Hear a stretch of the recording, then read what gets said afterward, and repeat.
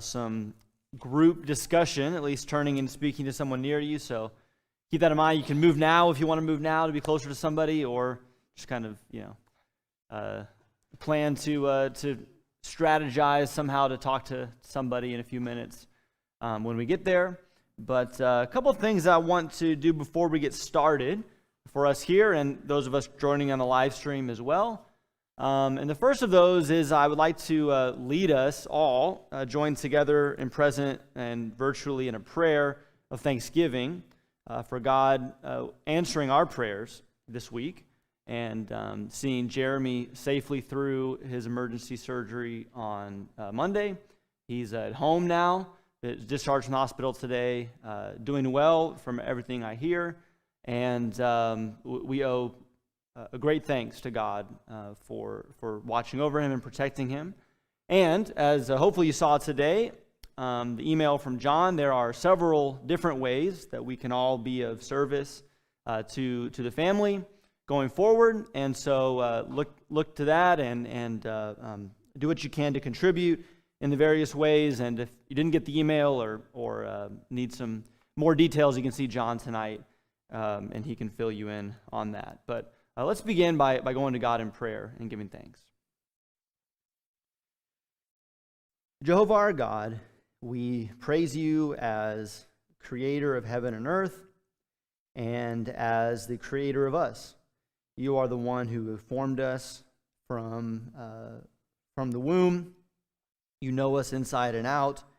You know us better than we know ourselves. And you are always watching over us and guiding the events of our life and of history in a way that is perfect according to your wisdom, according to your justice, and according to your goodness.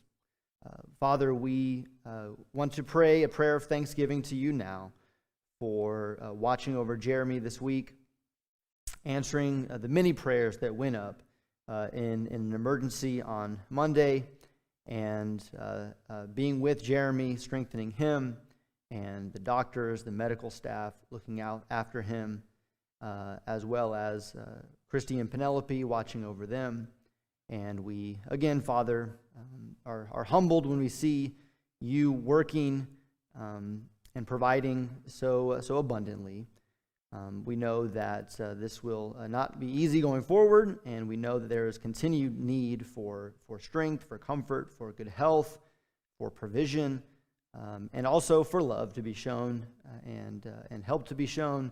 And so we pray that you would continue to be with the family, be with us as we rally behind them. And we pray that all of this ultimately would serve for our good and for your glory. And it's in Jesus' name we pray. Amen. Okay, that was the first item that I wanted to start with that's unrelated to Corinthians, and then another item unrelated to Corinthians that I will throw out there again for those here and for those at home. And that is something that I think I probably mentioned in an email a while back, but thought I would bring it to your attention live, so to speak. And that is that every Thursday we have restarted something that we have been doing for years before the pandemic, which is Bible studies using a website called Meetup. Meetup is basically just an app or a website that whatever you're interested in doing, you can find other people in your area doing that, whether that's playing Ultimate Frisbee or reading Shakespeare. There are groups for all kinds of different things that you can just meet up with others in your area to do that thing. So we've been using that to do Bible studies in the community. And for 3 years or so, we met at a Panera Bread over here in West University and I wish I had kept count or we'd kept a list, but dozens of different people coming, sometimes once, sometimes repeatedly, to study the Bible with us. And that was a good thing. The pandemic put an end to that, as you can imagine, but we've restarted. And one of the Bible studies that we're doing on Thursdays is virtual. We use Zoom. In fact, we use the same Zoom link that we use here for our Monday night class, as well as other times that we get together virtually. So you have it available to you. And that virtual study is at 1 o'clock. That's an odd time, I guess. I was kind of experimenting with that time, but there perhaps is a possibility for you to join that. Maybe you're retired and have the time. Harrison joins us each week because he has that availability. Or maybe at 1 o'clock you can take, if you're working from home, a little bit of a late lunch break. John Moon's been joining us, blocked off his schedule each week to join us at 1 o'clock. We haven't had a great number of visitors join us virtually, but we're hoping that will change. And if nothing else, we would love for as many people as possible, both men and women, to join us. As you can imagine, sometimes we have ladies join, sometimes we have men join, and it's nice to have a mixture of people on the Bible study in order to relate to those who are visiting. We're also doing one Thursday nights in Pearland, so you people in the Pearland area are more than welcome to join us for that. But my special appeal, I think, tonight is for the virtual study, because that is accessible to everybody that has that time free. I know not everyone does have that time free, and that's fine. But if you do have that time free, Thursdays at 1 o'clock, we would love to have you join us. You can, again, contact me for more details, but it is the same Zoom link that you're familiar with if you've used that for the Monday night class. Okay, how did I do? 6 minutes. I had 5 minutes planned for introductory comments, so not bad.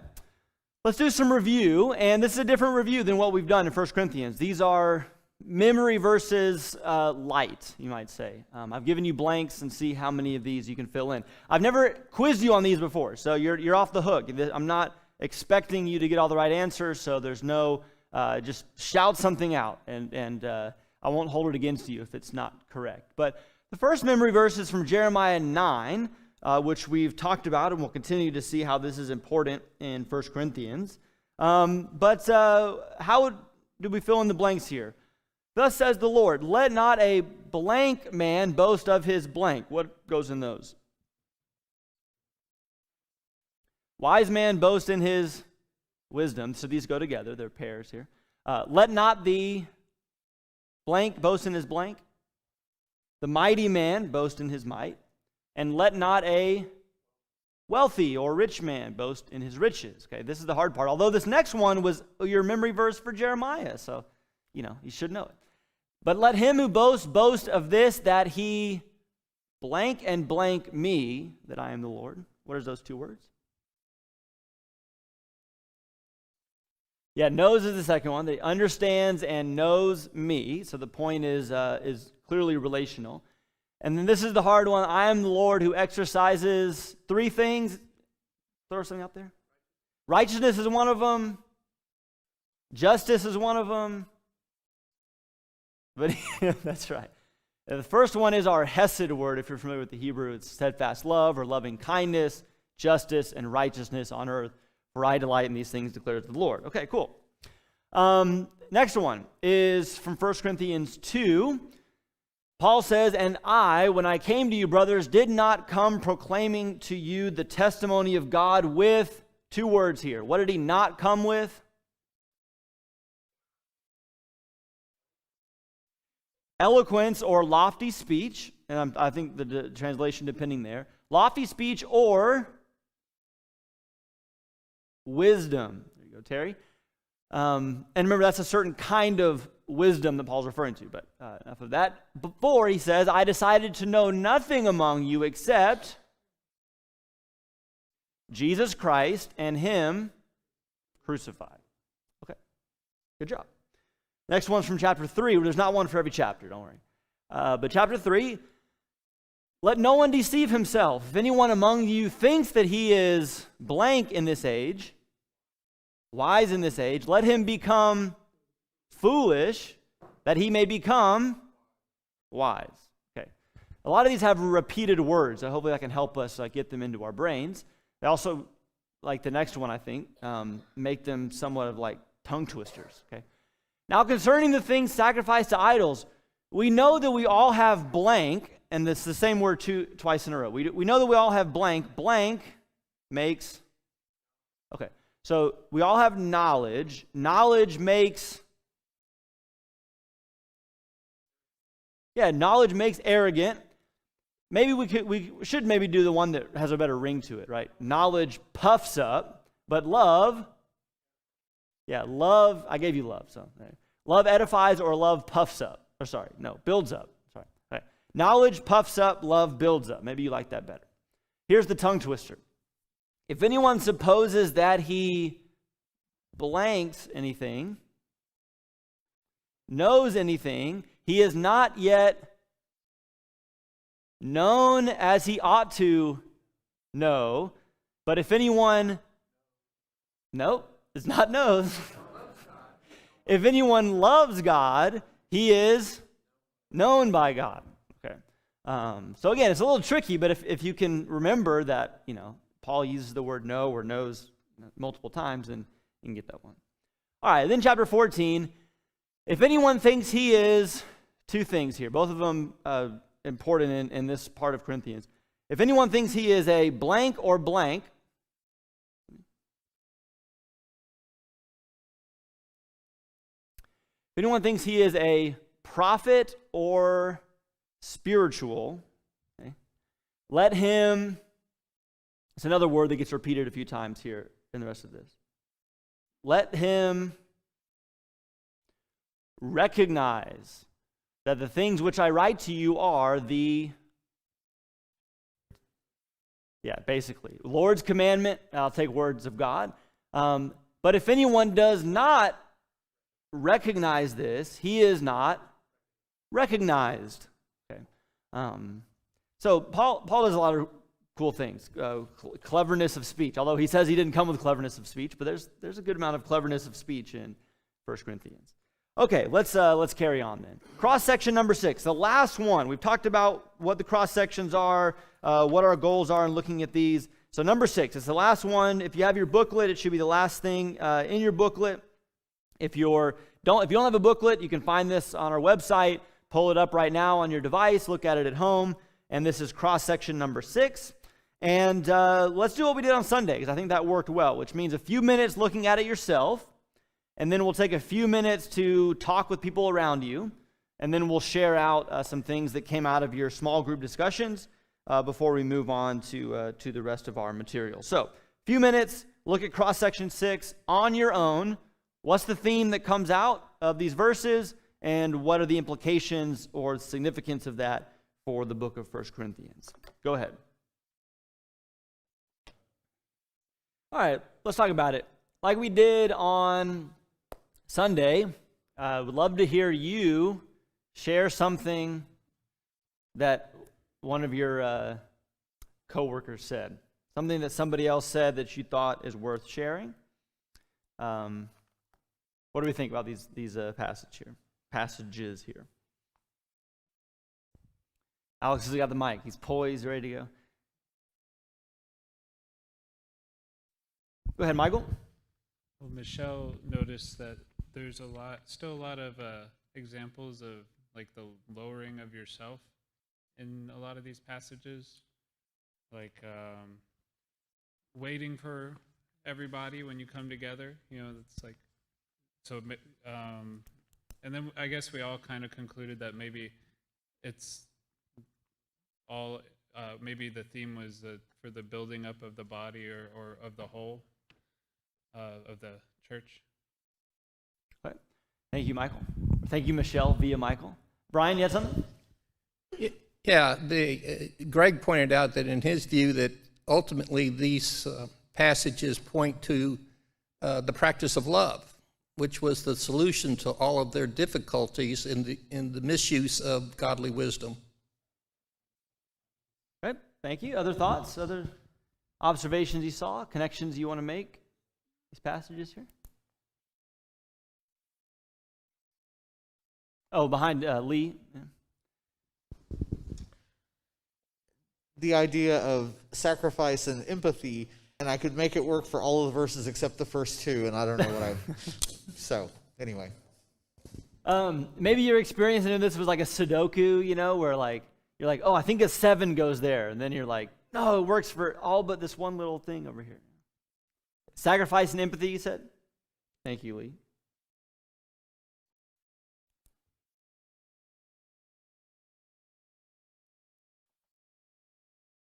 Okay.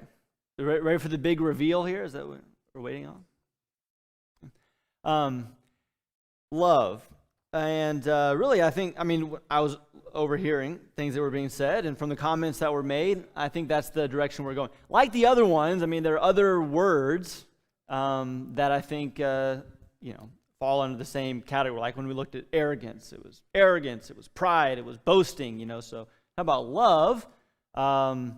Looking out for each other, building each other up in the church, empathy, sacrifice, lowering of oneself, I think was the phrase that was used by Michael. So love is clearly a big thing in 1 Corinthians. Now, I kind of made it hard by not including anything from chapter 13. I could have just done all of chapter 13 as one of the verses, and that might have been a little bit easier. Let's talk about some things related to love, and then we'll quit a little bit earlier than normal because I want to kind of wrap up what we've been doing with these cross sections and then introduce the next portion of our study and hand out the material that you'll use starting Sunday going forward. But as you can imagine, when we talk about love, we're talking about love for God as well as love for each other. Now, the love for God is not as present in the verses I gave you, and maybe we would say there's more of an emphasis on the one another love in 1 Corinthians. But let's start by looking at some of the things Paul says about love for God, and the two verses here. First one comes from chapter 2. Let's look at that, even if you want to look at this in your Bible. But in chapter 2, Paul seems to throw love in there in the middle of this discussion that we're probably familiar with by now, in which there's this contrast between worldly wisdom and the wisdom of God. And this is right after the memory verse that we did at the beginning of class, which is that, Paul says, I didn't come in eloquence or in lofty speech or in wisdom, but I came to you, I knew nothing among you except Jesus Christ and him crucified. But notice the transition in chapter 2, verse 6, when he says, yet we do speak wisdom among those who are mature, a wisdom, however, not of this age, nor of the rulers of this age who are passing away, but we speak God's wisdom in a mystery, the hidden wisdom which God predestined before the ages to our glory, the wisdom which none of the rulers of this age had understood, for if they had understood it, they would, not have crucified the Lord of glory. Pause there for a second. We looked at these verses in an earlier class because we were looking at the wisdom of God contrasted. So Paul says, yes, we are. We're not, anti-wisdom or anti-knowledge or anti-learning. No, there is wisdom. But it's a wisdom that's hidden and reserved, like the parables of Jesus, for instance, for those who are mature, for those who are spiritual, so on and so forth, okay? In fact, that idea of spiritual, simply meaning of the Spirit, is exactly where Paul goes next. So notice verse 9. Just after just saying there is a wisdom for the mature, not of this age. People of this age don't understand it. But there is a wisdom for those who are mature. And he says in verse 9, just as it is written, quoting from Isaiah 64, things which eye has not seen and ear has not heard and which have not entered the heart of man, all that God has prepared for those who love him. Okay? Now notice something here. I could be wrong. I'm happy to be wrong and happy for you to show me that I'm wrong. But it seems to me that this verse, just by itself, maybe we're familiar with this verse. Eye has not seen, ear has not heard what God has in store for those who love him. We're thinking that what Paul is saying is just unimaginable. It's beyond what we can know. It's out of our comprehension. But notice the next verse, verse 10. For to us God revealed them through the Spirit. For the Spirit searches all things, even the depths of God. I think Paul's point is actually in some ways the opposite. Not that it's unknowable, unimaginable, incomprehensible. Now, obviously, at a certain point, that's true. I mean, we even with all that God has revealed, we can't fathom what he has planned or given to us. But the point of this passage, I think, is to say God has revealed it. He has made it known. And that's what he's been saying about wisdom. We do have a wisdom given to us by God through the Spirit. But again, back to verse 9. Who is it for? Who has God prepared this wisdom for? Who is he prepared to reveal it to?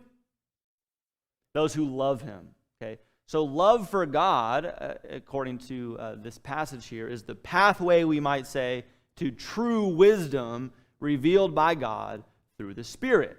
Okay? Remember that the worldly wisdom was not about love. What's the worldly wisdom about?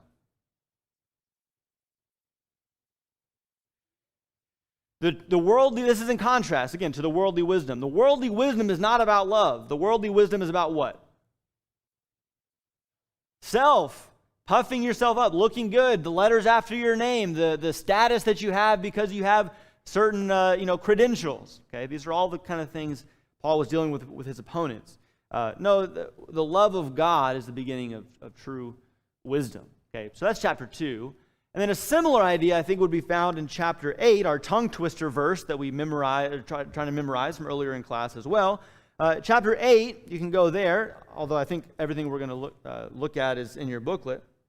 Chapter 8, verse 1, notice a similar concept here as it relates to knowledge in this passage. Now, concerning things sacrificed to idols, we know that we all have knowledge.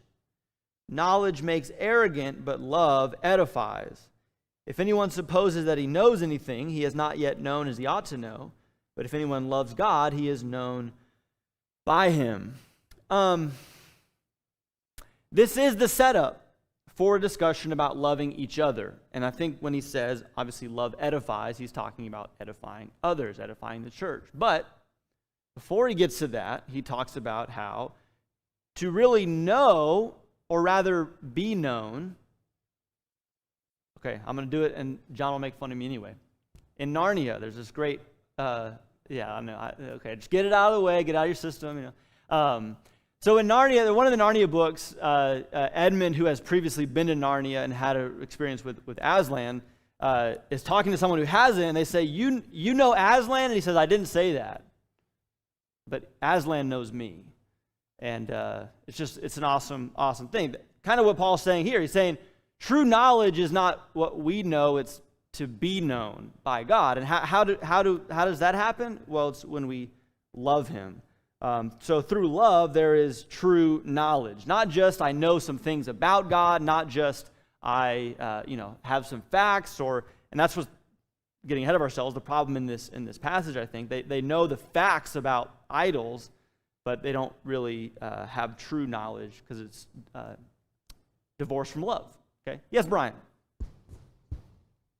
I find this passage interesting because when you go to 1 John 2:3, the apostle tells us this is how you know that you know God, that you keep his commandments. And the keeping of his commandments is the practice of love towards God and your fellow man. And then you turn around and come here that to be known by God is the equivalent of keeping his commandments. So that those who are saved know their Father, and the Father knows them. And the way we know that occurs is that we obey him from the heart. Thank you. Other things on love for God and its connection in these passages to wisdom and knowledge. Yeah, Albert.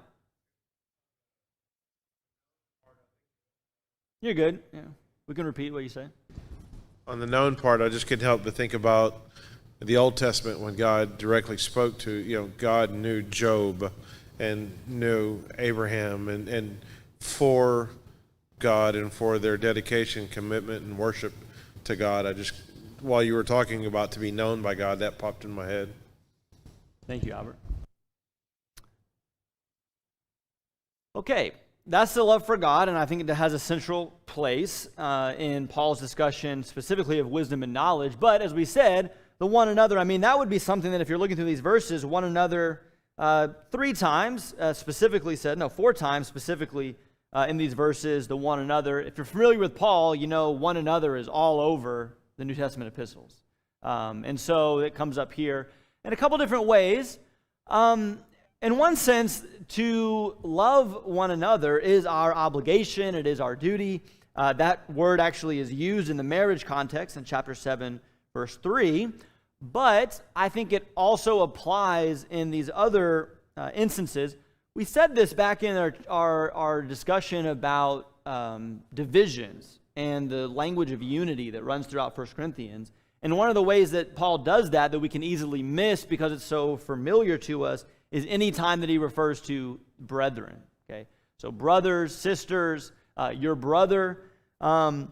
Maybe most powerfully here is in chapter 8, where Paul is taking our responsibility, our obligation to our brother or to our sister, specifically one who is perhaps weaker, or at least we deem them to be weaker in our estimation, and talking about that in light of what has been done for us by God through Christ, and maybe more specifically what's been done for this brother or sister.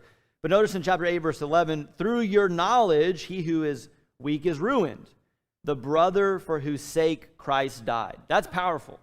Say, this brother or your sister that you're not considering, Christ died for them. He hung on the cross for them. Yeah, for you, okay, but for them, and now you're ruining them. Verse 12, by sinning against the brethren and wounding their conscience when it is weak, so on and so forth. And so Paul's attitude in verse 13 is very different. Okay, so the family imagery, as well as the sacrifice of Jesus, strengthens the obligation, the responsibility that we have to one another. Chapter 12, that is perhaps further strengthened by the metaphor of the body. And Paul's discussion of the body in chapter 12 is kind of like, what else would a body do? When your leg hurts, you don't force yourself to walk normally, even though that causes severe pain to your leg. No, the body responds because that's what the body does. And you limp, you favor the other leg because you're looking out for the one that's hurt, looking out for the one that's weak. So there's an obligation because we're family. There's obligation because we are part of the same body. But, and I think I did overhear this in some of the discussions, the idea of another one of the phrases you could have seen verbatim in this collection here is the idea of being saved. And so in chapter 5, there's an amputation that is needed, right? There is discipline towards someone. Why? Because we hate them? Because we don't like them? Because we're so good and they're so bad and we're ashamed that they would, associate with us? No, the discipline in chapter 5 is about delivering them over to Satan, Paul says. Why? So that his spirit would be saved. That action, I think I mentioned this on one of our Monday night classes, so I haven't used it. I'm sure I'll use it again when we get to chapter 5. But I heard it said that this act of disfellowship that we sometimes say, it is, in reality, the last weapon in the arsenal of love. It's after, it's out of love. It's when you've done everything you can to help this person, the last thing to do is to cut them off, let them go on their own like God does, hand them over to their choices, and the goal of that is not destruction, but the goal of that is that they would be saved, ultimately, okay? Chapter 9 and chapter 10 also use this same language. Paul in chapter 9 talking about his effort to become all things to all men to save some, and in chapter 10 the consideration that we should show others, even of different backgrounds, cultures, consciences, so that they may be saved. Okay, I know that's quick, but again, what we want to do is keep these things in mind as we go. So let's do that. We just have 9 minutes or so left, and so let's go to the big finish here. Chapter 16, verse 14, there are two. These are both the passages that are on the front of your booklet, by the way, if you notice this. So you could have had the answers if you just go back to the title page. All you had to do. But two very similar phrases that Paul uses towards the end of the book. In chapter 16, he says, let all that you do be done in love. You can see as Paul concludes the book how that is in many ways a summary statement of what Paul is pleading with for the Corinthians. And a very similar statement related in chapter 14 is Paul will say, let all things be done for edification. And that came up both in the discussion, group discussions that I heard, as well as the comments that were made. Loving one another, what you're doing if you love others is you're trying to build up, and you're building up the church by lowering yourself for other people, so on and so forth. And so that also connects to what Paul is pleading for in 1 Corinthians. So here's our framework as we come to the end of our introductory classes and start into chapter 1 on Sunday. What I've proposed, again, you can go your own way if you want, or see it differently. My proposal is that chapter 1, verse 10 is the thesis statement of 1 Corinthians. This is the summary. If you had to choose one, thankfully we don't, but if you just had to pick one verse from 1 Corinthians To summarize the message, I'm going to suggest that the thesis statement is chapter 1, verse 10, when Paul says, "Now I exhort you, brethren, by the name of our Lord Jesus Christ, that you all agree, and that there be no divisions among you, but that you be made complete in the same mind and in the same judgment." So in one verse, we have agreeing, we have no divisions. To me, I think the idea of being made complete is going to relate to the things we're going to see about being mature, advancing, not being children anymore, but instead having the same. And so that the idea of unity again, but particularly the mind and the judgment. He wants them to think rightly if they're going to act rightly. Okay, so that's the thesis. Okay, and so using our volcano illustration, what we're going to look for is that the destructive behavior in Corinth, in one word, destructive behavior in Corinth, in one word, behavior.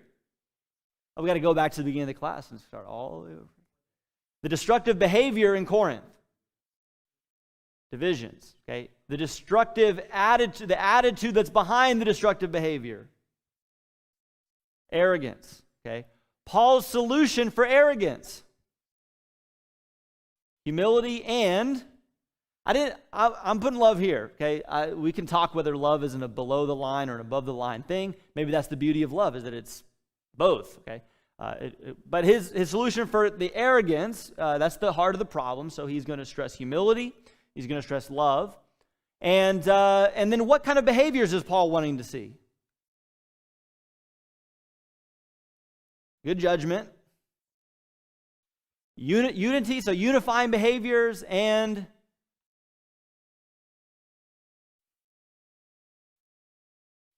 edifying behaviors. Okay, they didn't have those, but unity and edification is the kind of behavior that Paul wants to see, motivated not just by, well, Paul told us to get along, so we're going to get along. No, unity and edification driven by a proper understanding of the gospel and of our place in all of this, humility, as well as motivated and driven by love for God, love for other people, and that's the picture here. And all of this and the constant view of, and I debated which verse to pick to communicate this, but I'll pick my favorite one from chapter 10. All of this in light of where we stand in human history, which is that the end of the ages is upon us. We are here at this critical time. Jesus is going to return. And this age is passing away, he will say multiple times. And the age to come will begin shortly. And so in light of that presents maybe perhaps the urgency and the context for which we separate ourselves from the world, from the attitudes and the beliefs of the world, and we cling to God, we cling to one another in the church. Okay, that's the framework for 1 Corinthians, and we're going to jump in. Okay, volunteer, Ian and Alex, since you're up. There are handouts back there, and they're all paper-clipped together. Each set is paper-clipped together, I should say. Okay, so get your folder, and sorry, you have to stuff your own folder.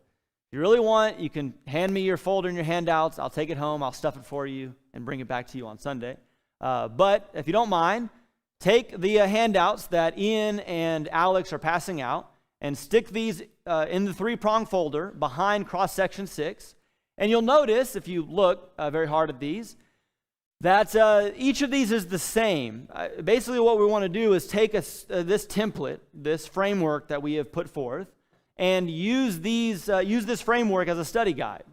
So as you see, over the course of the next 18 classes, starting Sunday, we are going to look at, it averages out to be a little less than a chapter per time, although sometimes, it's half a chapter, sometimes it's 2 chapters, but a portion of the text, and you're going to take what's on this handout, and you are going to use that to guide your own personal study. I want this to be you looking at the text and finding things for yourself. So that's part of the reason behind the general questions that are the same every time, because really what I want you to do is to jump into the text on your own, discover what are the problems here. And don't just stick with the pat answers that we've given so far. So don't just, tonight go home and write down on every worksheet, division, division, all the way through my homework, No, look for the problems that we've talked about, some that we haven't talked about. Look for how Paul wants them to think differently. What principles is he trying to get across? How does he want that thinking to change their behavior? And then the last piece is critical because this is how we make it our own. How do we synthesize that? Paul's teaching, Paul's principles, his applications. How do we take all of that and weave it into our own lives? How can these problems in Corinth ever pop up in our churches? Maybe they have, maybe they are, maybe they will.